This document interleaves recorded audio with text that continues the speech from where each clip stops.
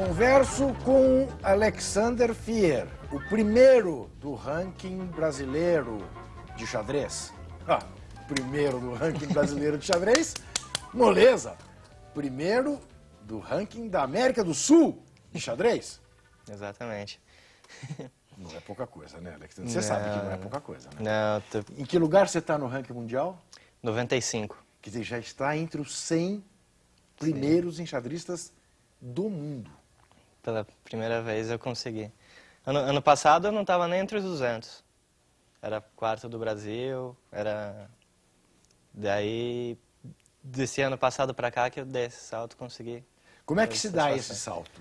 Participando de muitos torneios e tendo boas tem que jogar vários torneios fortes e conseguir ir ganhando as partidas em torneios que valham pontuação para o ranking, né? Uhum. Daí no caso agora a cada 2 meses sai uma listagem nova com os torneios computados e assim vai.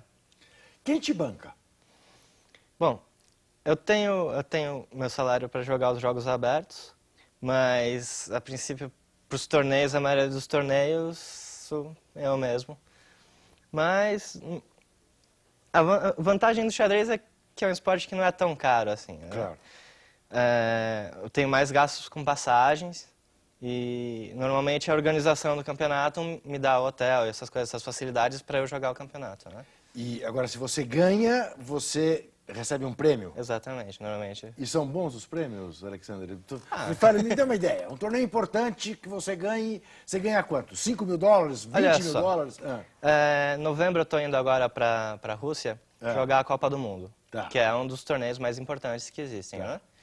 Nesse torneio são 128 jogadores e são 1.600.000 dólares em prêmios. Até o último. Tá. E o primeiro ganha, não sei, uns 200 mil, 130. Tá. Então, esse torneio, no caso, é uma premiação muito boa. Tá. Eu concordo. Mas, normalmente, nos campeonatos não é tão assim. Por exemplo, o campeonato até hoje que eu mais ganhei em premiação foram uns 2.100 euros. Tá. Não foi 6 tanta mil coisa. reais. É. Tá, quer dizer, não pagou a viagem. A viagem pagou, mas... Pagou? Não. Então você viajou de classe econômica, ficou num hotel 3 estrelas, é isso tudo, né? Sim. Tá. Você vê alguma perspectiva no Brasil de ser patrocinado? Quer dizer, os enxadristas de países de maior tradição no xadrez, tem gente patrocinada? Tem gente, por exemplo, que usa a marca de alguém e tal para jogar ou não? Existe sim. Os jogadores, os primeiros jogadores da lista são todos patrocinados. Tá. Tem jogador patrocinado pela Intel, tem jogador patrocinado pela AMD, tem vários. E aqui no Brasil eu acho que é um pouco mais complicado porque é um esporte que ainda não... A maioria do pessoal ainda não conhece, assim, tipo, sabe que você tem que mexer as peças ali e tal, mas não sabe como funciona, não sabe como é o esporte em si, toda a tensão que está lá dentro. E para quem não sabe jogar, é complicado o cara assistir uma partida de xadrez, né? Não vai ser uma coisa muito divertida se o cara não entende o que está acontecendo. Claro. Mas eu acho que existem chances de patrocínio aqui dentro do Brasil. Pois é, aí é que eu te pergunto, quer dizer, você diz, né, você falou de marcas que patrocinam outros enxadristas, que são todas marcas multinacionais. Sim. À medida que você for ganhando posições no ranking, independentemente de você ser ou não ser brasileiro, esta gente certamente vai chegar em você, né? Espero que sim. Eu também espero. É o plano. Agora, o que você estava me dizendo?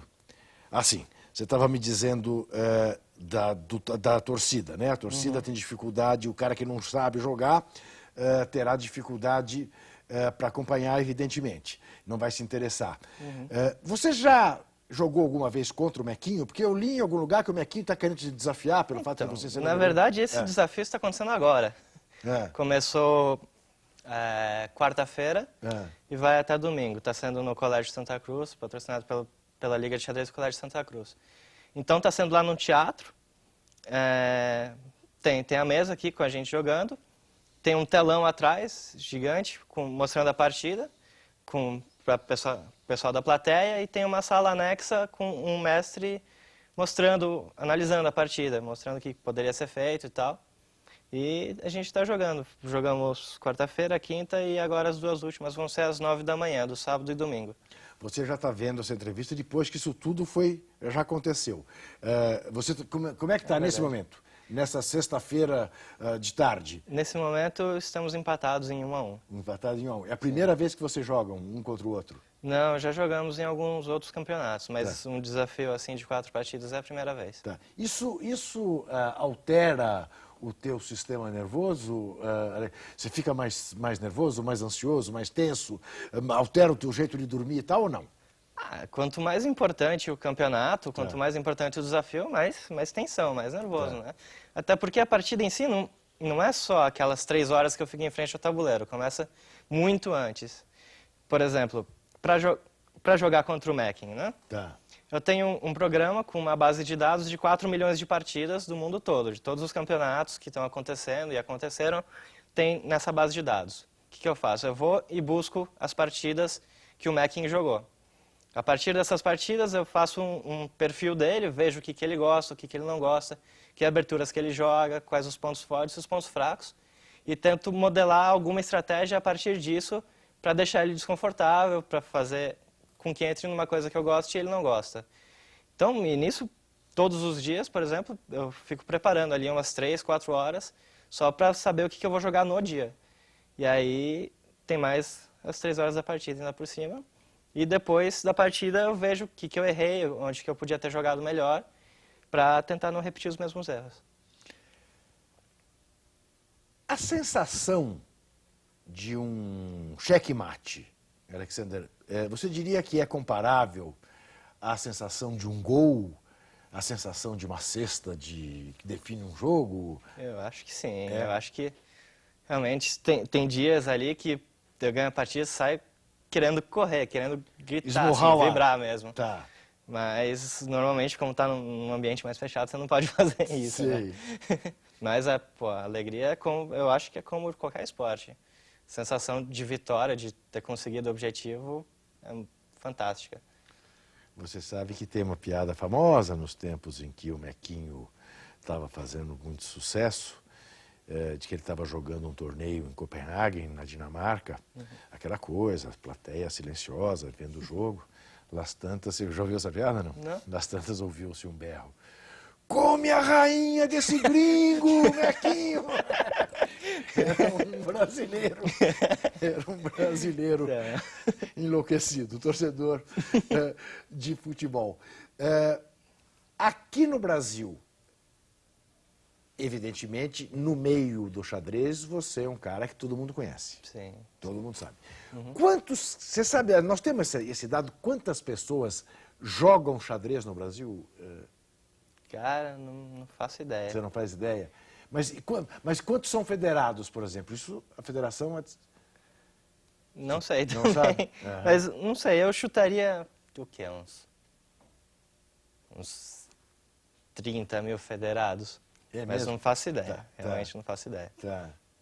E como é que... Porque uma coisa que me chamou muita atenção, ao ler a teu respeito, ele disse que ele começou a competir aos 6 anos. Aos 6 anos você ganhou um torneio brasileiro cuja idade limite era 10 anos.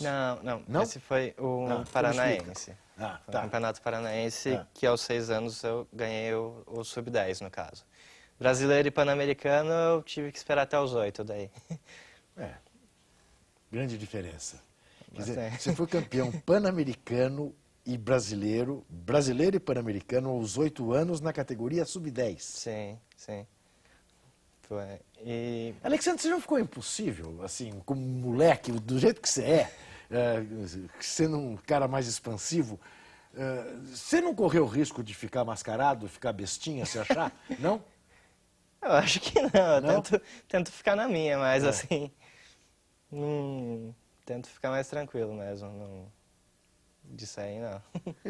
Figuraça? A gente já volta.